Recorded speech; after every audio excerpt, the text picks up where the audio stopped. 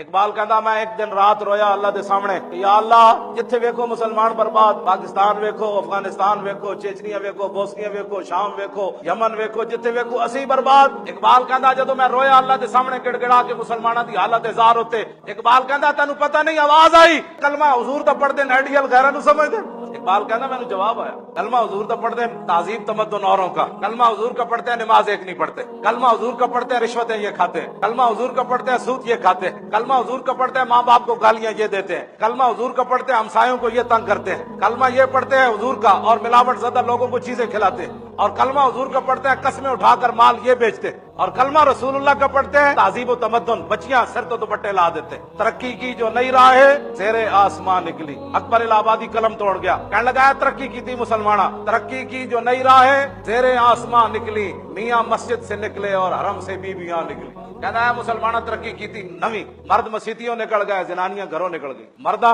مسیت چھوڑ دیتی، زنانیاں گھر چھڑ کے بازار آباد کر دیتی، جس ویلے دیکھو بازار زنانیاں نال ہی بھرے پے، ویسے کہنے کے حالات نہیں ٹھیک، دعا کرو کاروبار کوئی نہیں، میں کہ بازار روزانہ خریداری کون کرنا تے گلاں کرنی۔ حضرت عمر دا بھی ایک سوٹ سی، صدیق اکبر دا بھی ایک سوٹ سی، عمر بن عبد العزیز دا بھی ایک سوٹ سی تے 500 سوٹ سوا کے بھی پھر حالات تو ٹھیک نہیں نہ ہونے۔ اسلام روٹی کے پیسے ضرور دیتا ہے، وما من دابۃ فی الارض الا علی اللہ یعلم مستقرها ومستودعها کل فی، اللہ تعالیٰ فرماتا ہے ہم نے پہلے فیصلے لکھ دیے کہ کسی کو کتنا دینا ہے، اس نے کہاں رہنا ہے، کہاں مرنا ہے، کہاں جینا ہے، کیسے اس کو عزت ملنی ہے، کیسے ذلت میں اس نے مبتلا، فرمایا ہم نے سب کچھ لکھ دیا۔ اسلام روٹی ضرور دیندا، عیاشی دے پیسے نہیں دیندا، پھر عیاشی دے سود ولو آنے، رشوت ولو آنے۔